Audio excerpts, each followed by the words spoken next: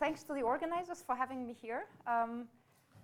Yesterday I felt that my talk will be totally outsider, but now today we are back to the material, so I feel a bit more comfortable. But I still try to bridge back to the field that we had yesterday and the day before by talking about something, a material in sort of quantum information language as much as I can. So I show you this phase diagram here, which is a materials phase diagram of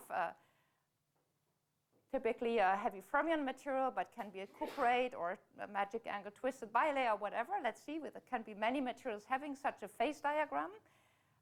Temperature versus non-thermal tuning parameter. So there are materials where you can vary a parameter and drive the material through different situations. And different situations means, in particular, through different ground states. So let's assume we can go to t equals 0.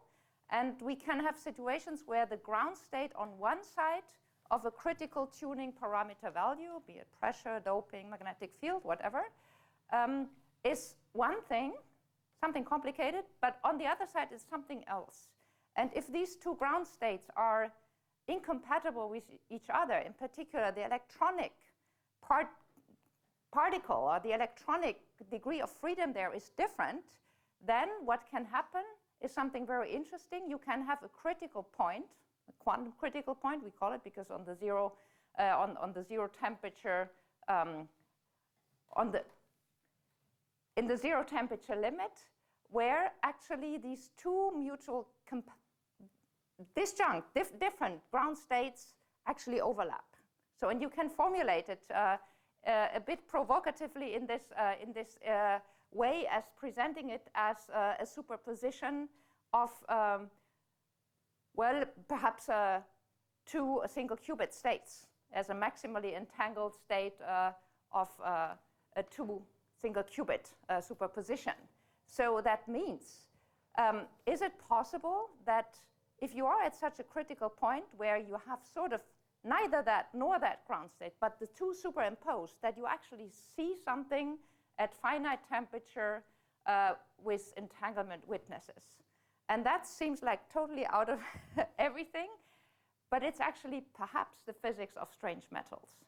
So strange metals have these phase diagrams, and they are characterized by having these very different ground states that are not compatible with each other. And we have first indication that entanglement of whatever complex many-body nature is a key property. So let me guide you through this risky conjecture. Okay, good. So yes, first the analogy with Bell states of just the simplest situation in which you can define entanglement. You have two qubits. You can define then a two single qubit state. And many of you may know that, well, either the two qubits can be entangled or they are not entangled. This depends, of course, on the situation. And you can formulate the maximally entangled states in this way. So that these are the maximally entangled states. And I have taken that analogy to show you something that is much more complicated than having a 0 in qubit 1 and a 0 in qubit 2 plus a 1 in qubit 1 and 1 in qubit 2. So here it is really a many-body ground state. I will explain to you what it is, what this sphere and what these arrows mean, and another one. And the superposition of these two could result in something that is strongly entangled. Okay, so this is the outline. What are strange metals? We had great talks already today, so I don't need to explain everything. Why could these be platforms to test entanglement witnesses? So we cannot really measure entanglement in the strict sense of quantum information in a real many-body system, but we can hopefully find entanglement witnesses, and then we need a good platform to test whether these entanglement witnesses are actually relevant or not, and strange metals might be good platforms. And then I show you first results on one such witness, the so-called quantum Fisher information.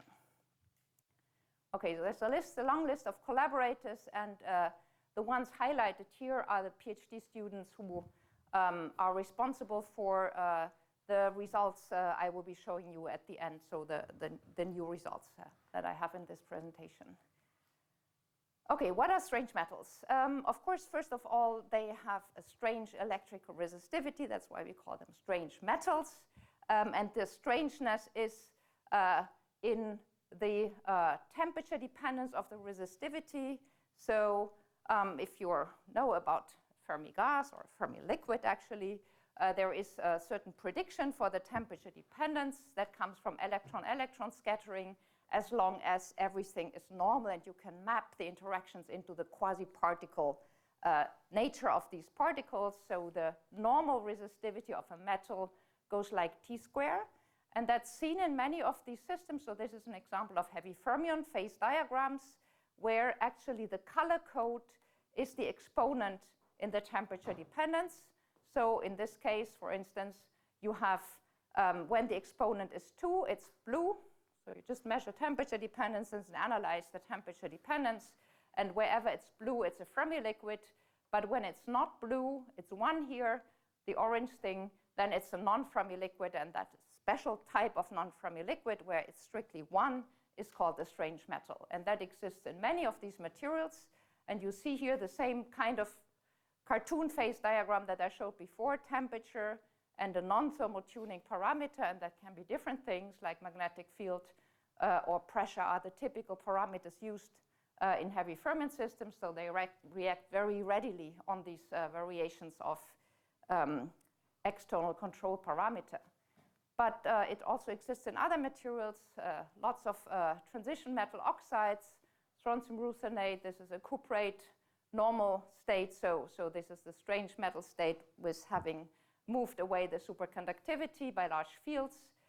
This is an iron nictide. This is an organic conductor. So it's very abundant. We see that all over, always around some kind of critical tuning parameter value where you have this linear and temperature resistivity appearing. So this is was summarized in our recent perspective paper, where we compare not only the F, so this is the heavy fermion, where the localized carrier that is essential here comes from an F shell. D orbitals, like the cuprates, are relevant, but also we added the sort of flat band systems in there. And as examples, you have the magic angle twisted bilayer graphene. So by the way, that is here the layer and temperature resistivity, and jack comes the superconductivity. So it's depending on where exactly it's probed, it's actually not having the overshoot, but directly out of the strange metal, the superconductivity. And this is a Kagome flat band system, nickel-3 indium, that was mentioned, I think, by Claudia Felser this morning. So it's not just in the typical atomically localized systems like F or D electron systems, but also when sort of that strong correlation character comes in via different mechanisms that I will be showing later. This is a correlation strength plot. So one thing that's actually very interesting is that, let me go back to this here. So even though this looks like a normal part of the phase diagram, it's just a Fermi liquid, it turns out that within this Fermi liquid, the correlation strength actually increases towards that critical point. So really, if you would plot the effective mass or some characteristic of correlation strength, it's really diverging towards this critical point. And that means all these materials span a range of correlation strengths.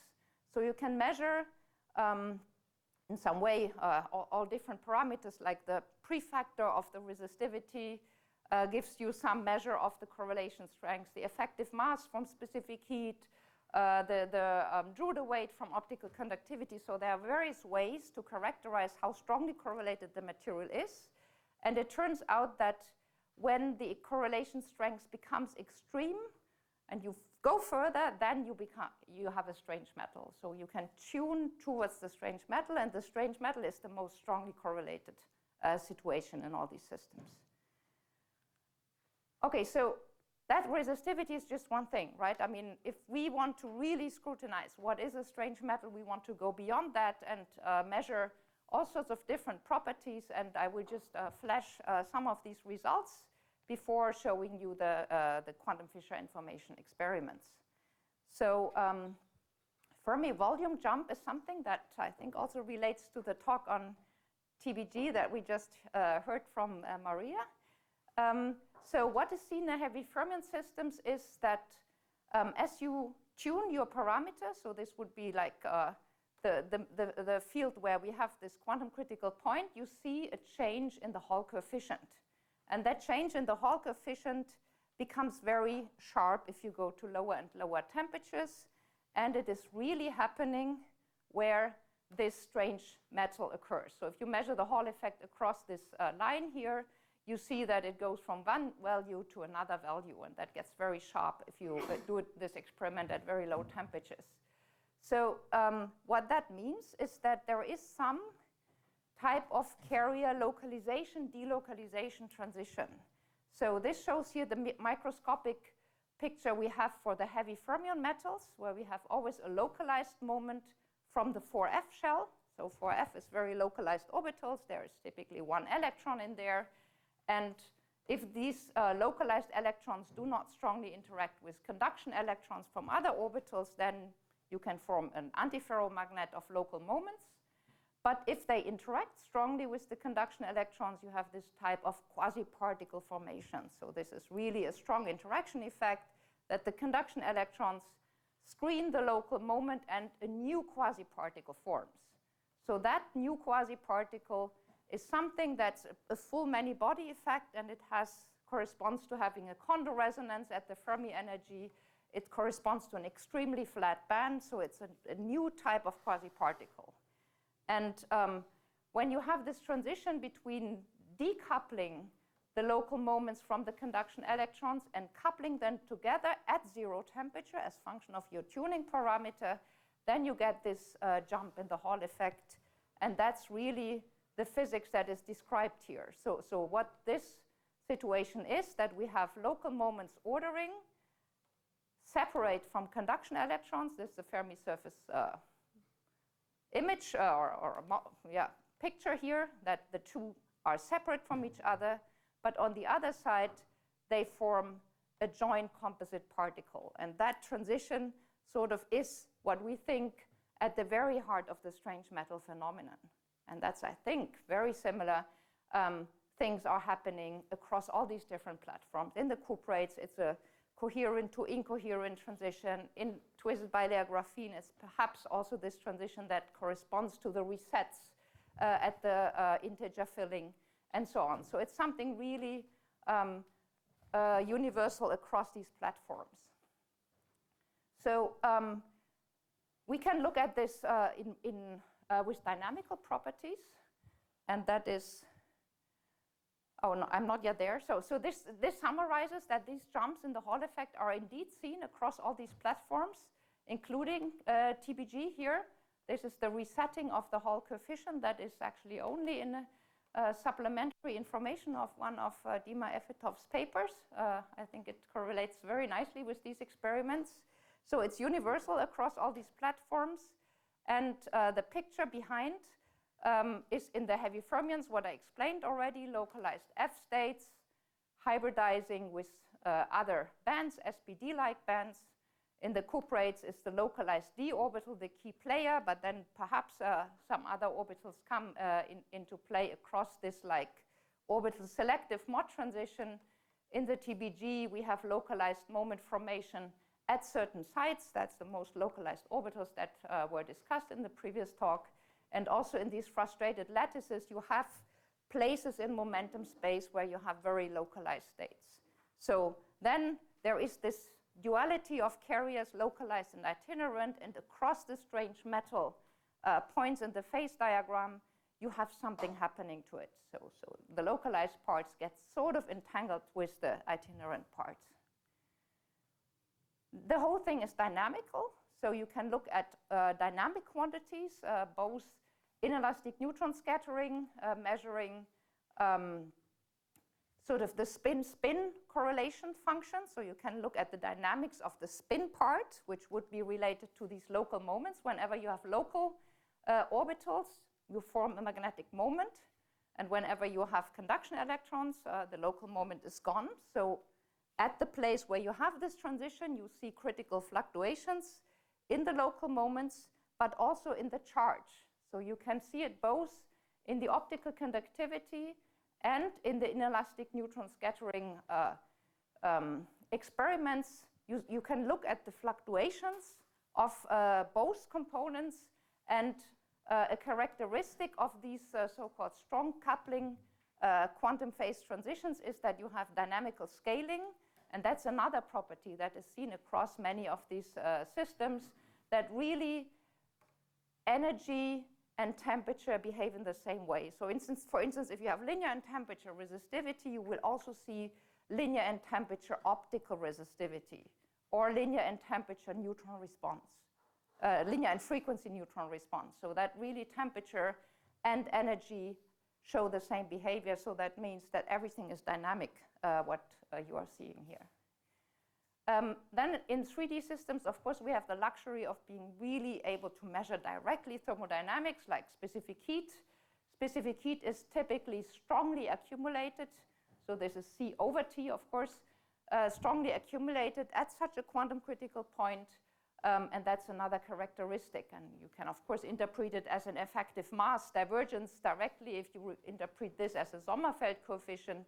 So you see that a lot of entropy is accumulated around such a quantum critical point. And then the interpretation of this community, why superconductivity happens, is actually an entropy argument. You have a lot of entropy accumulation around these quantum critical points, and the nature doesn't like that. It wants to form an ordered phase, and unconventional superconductivity is one of the ordered phases that can result. So that's the argument, that one of the arguments why unconventional superconductivity, high temperature superconductivity forms out of this situation, because of this abundance of quantum fluctuations that want to be used to form a new phase.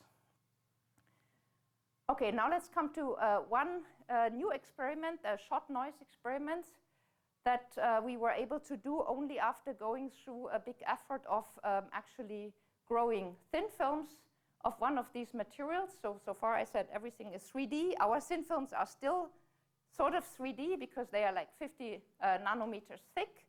But with these relatively thin films, we can make nanoconstrictions into the film with some e-beam lithography.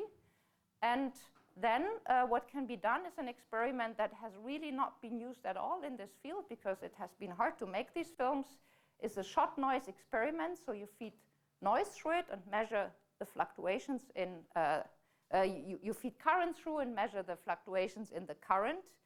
And if this is analyzed, then one can look at the so-called Fano factor, which is related to this noise power divided by the current strength in some way.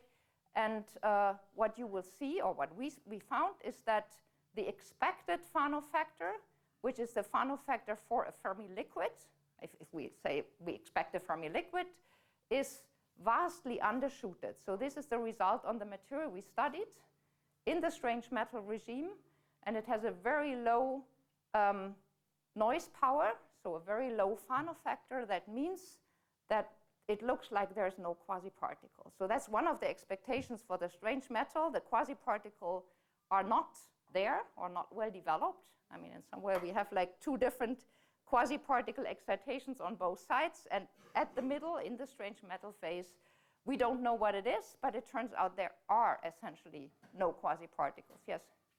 Does it mean there's no quasi-particles, or can I think of it as saying just that the electrons are becoming really strongly correlated?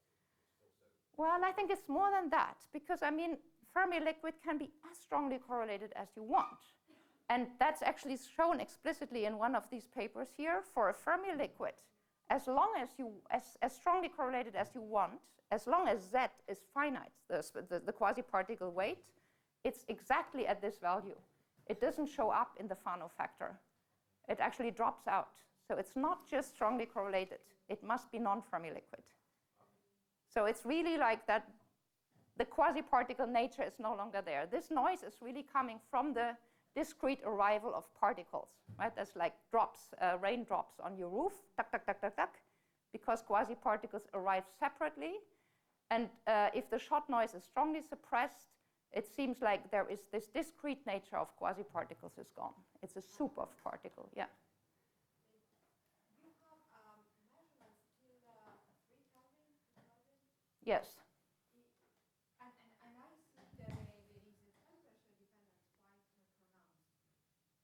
Yeah. Do you know what happens? Well, Much lower temperature than no, we are measuring that. We are trying to measure it right now. It's not that easy to cool this device to very low temperatures, but we are trying to do that. So yes, so we had a lot of discussion with reviewers about this temperature dependence. How we understand it is that, of course, we do not have a totally flat response of the spectral function, right? I mean, we still, even though non-quasi-particles in a non-Fermi liquid are still described by some kind of spectral function, right? That is not sharp at the Fermi energy, thus it's not a quasi-particle, but it's still a distribution. So there is some distribution in momentum space and energy of your non-quasi-particle, and that will always have some sharpening with decreasing temperature. So that's how we understand it. There must be some finite thing describing your non-quasi-particle. So if it were really only 0, if the response in energy is totally flat. So that would correspond to really a 0 in Fano factor. And that's actually not expected. So there are some models, for instance, in the SYK type description that get a Fano factor of about 0.2 something for a non-quasi-particle picture. So it's actually very hard to get 0. So it's not that a non-quasi, as soon as you leave Fermi liquid theory, you get lower than this value, but you don't have to go to 0, and there can still be some finite temperature response. So this in some way is a misleading point here. One wouldn't expect 0. Yeah. Okay, so let's, how much time I have? 5 minutes. 5 minutes, okay. Why platforms to test entanglement witnesses? So let's go back to this thing here. Separate local moments from conduction electrons entangled. That's the situation we think we have in the experiments across many of the platforms, but it's too complicated for theorists. So if I'm a theorist and I want to do some calculation, let's take a single impurity version of it, and that exists. There are single impurity Kondo models that can be treated theoretically, and I'm showing you one such result that inspired us a lot. It's Kondo entanglement at a Kondo destruction quantum critical point in such a single impurity model. And what is done here, it's a numerical renormalization group calculation where there's actually a so-called Wilson chain where you discretize your conduction electron bars, and on one side you couple it to the local moment. Only one local moment in this model. And then they define a kind of bipartite bipartition of the system, local moment plus part of these conduction electron bar sites as partition A, and the rest as partition B. And then they look at the entanglement entropy of this system. And what is found in this system, it's a little bit fine-tuned microscopic model to have this kind of Kondo destruction model, so giving rise to strange metal phenomena. What is found in this model, if they use this tuning parameter that tunes between the two situations that mimic our quantum phase transition, that at the critical point between the two different phases, the entanglement entropy does not fall off with the partition here. That means at this transition point, you have a long-range Kondo screening cloud in some way. So that is the indication in a very simplified model that at the critical point, entanglement is maximal, which is not intuitive. You could have thought anything else without this indication. Anyways, for us, it was a good indication that we should use some measures of entanglement to look at this quantum critical point. And luckily, there were people thinking for us, in particular people from this publication here, Hauke and others in Peter Zoller's group. They were thinking about how to quantify entanglement in a real macroscopic system, so 10 to the power 23, via a quantity that is relevant for a system in thermodynamic equilibrium. That's what we always have in a condensed matter system.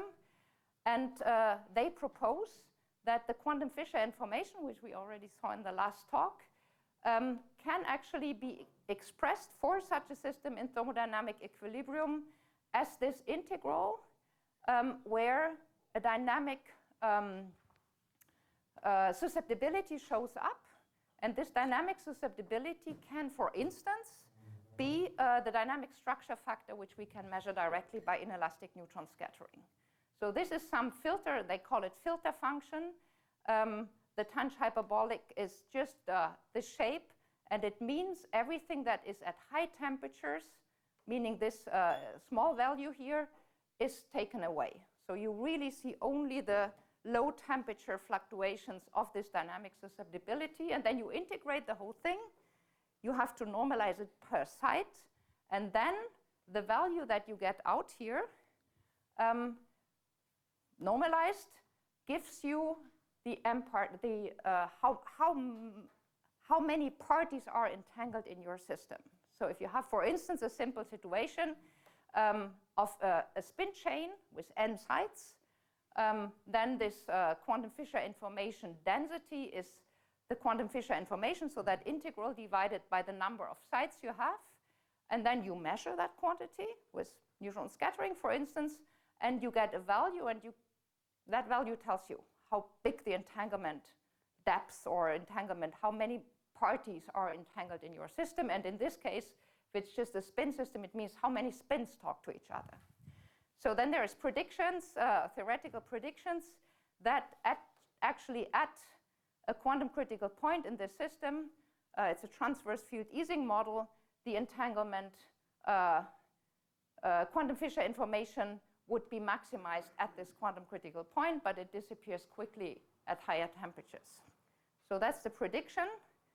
Other people have tested it on quantum spin chain systems. It's an XXZ spin chain system, and this is a thermal phase transition suppressed with a transverse field. And actually at the critical field, this was a surprisingly or depressingly small value, because the quantum Fisher information density was actually showing to get very small at this point, which was, so it means that actually just nearest neighbor spins are talking to each other in this system. And nothing special was happening at the quantum critical point. So then we look now at one of these heavy fermion systems. We pick this one because we have big single crystals.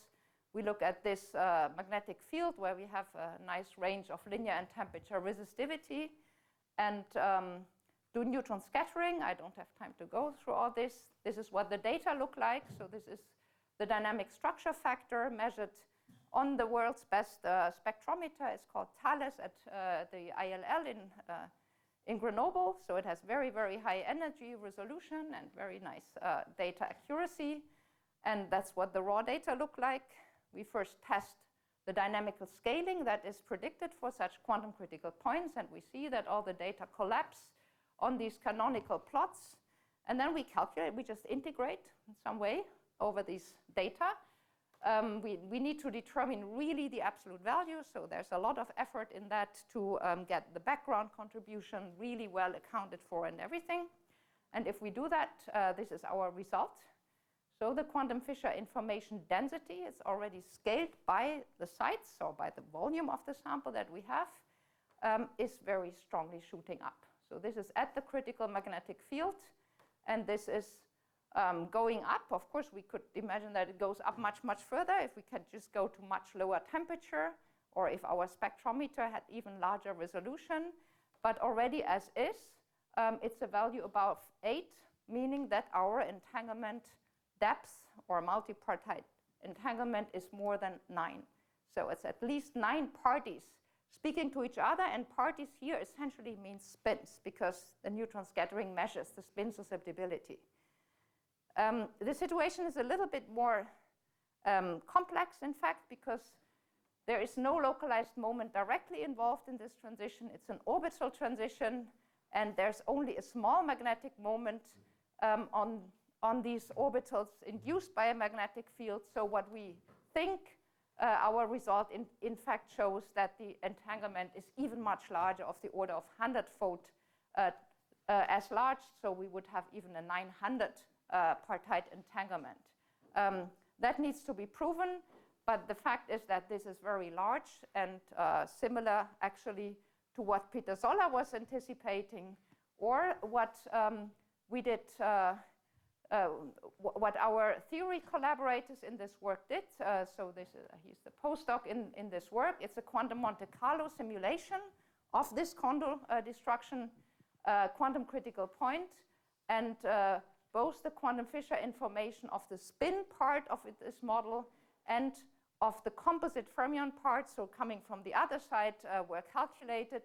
And what we see is also here at the relevant wave vector, we see this very strong increase of the quantum Fisher information if you really just let the spins talk. So it's important to have an unbiased many-body calculation for that, so that really the spins across this transition can contribute to this dynamical susceptibility in an non-mean field way. That's very important. If you use mean field calculations, it does not come out as such.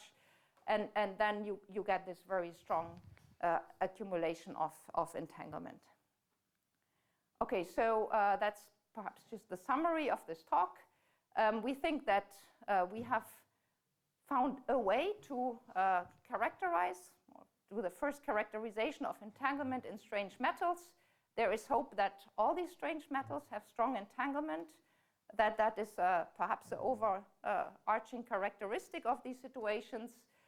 Which would be interesting, because it's actually not at all trivial that a quantum critical point has this entanglement property. So it's really something that tells you, that discriminates between a strong coupling and a weak coupling situation. So if you have like conduction electrons scattering from an order parameter, for instance, nothing would be expected. You have the same quasi-particle on both sides. It's just critical scattering. So perhaps you could use these measures to really characterize different types of weak and strong coupling quantum critical points, and